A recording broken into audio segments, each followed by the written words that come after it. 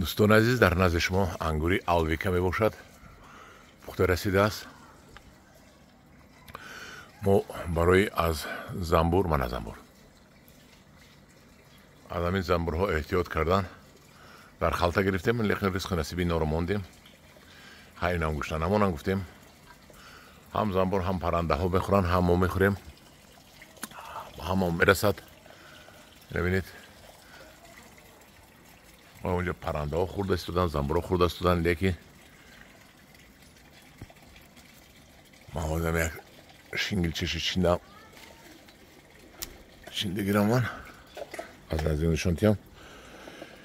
چی گویم بکنم از این انگوری کلان ولی بگمانم در تاجیکستان نیست. ده این دونه رو بینید، کلانش رو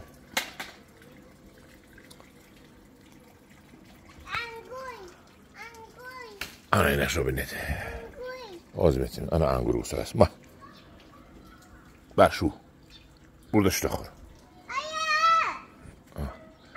خواهرش ده انگور گفتش دست انا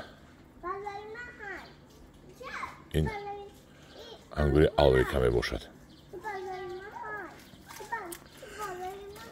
چنون شیرینی با مزه است که موندن گرید مناظر. بسم الله الرحمن الرحیم. این رو دو تام نمیشد خورده کلانی، بعد اینم یک تکه میخورید.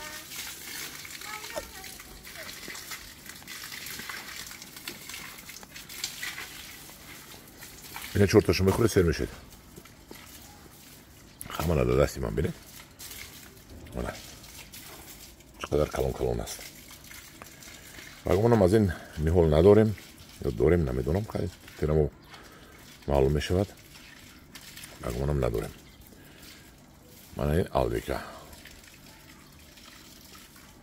بهترین انگور